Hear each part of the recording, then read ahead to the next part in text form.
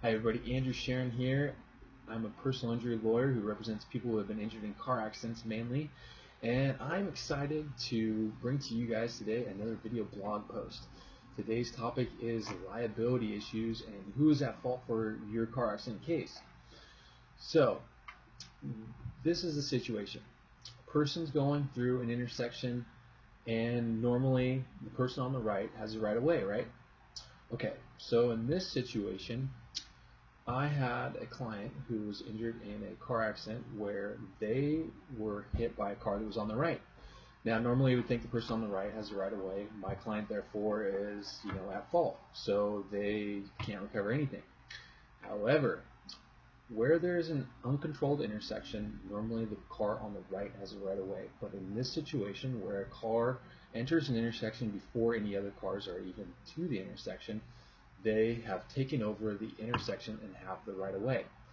So in this case, I had to do a little bit of fact finding to try to figure out what actually happened. Did my client actually have control of the intersection when he was struck by the other person?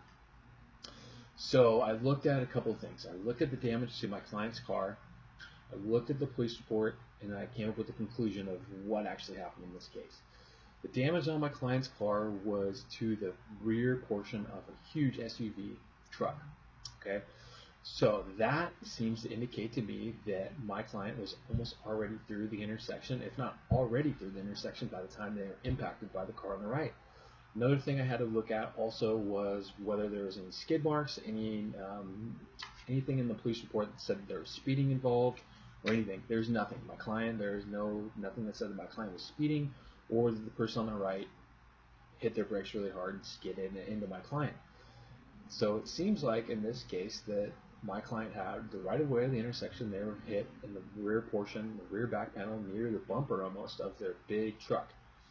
A normal person would see that truck that was almost in the middle of the intersection, almost out, and stop and yield to them. Now I don't know exactly what happened and why the person on the right chose to continue through the intersection. Maybe they were distracted. Maybe they didn't see the car in front because they were looking at their phone. They were looking at something else. There was also a kid in the car, the defendant's car at the time.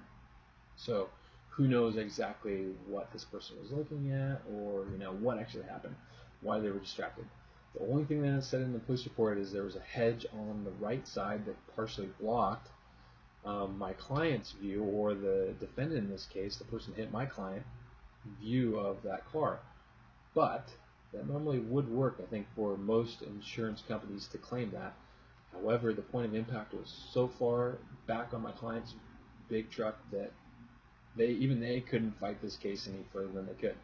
And we ended up initially the insurance company for the defendant wanted to write off liability and say, hey, let's say this is 50-50, and actually even before that, before I was involved, they said that it was my client's fault fully for the accident.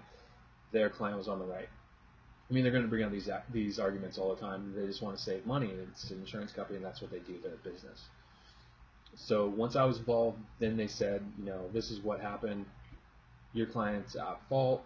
Let's do 50-50. I said no. I looked at it a little bit closer and found that my client had the right of way at the intersection.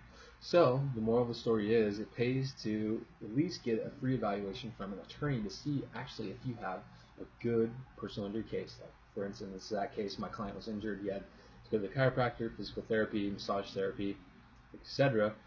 And he had to get his car repaired as well. So in that case, it was good for him to call an attorney for a second opinion instead of just taking what the insurance company offered.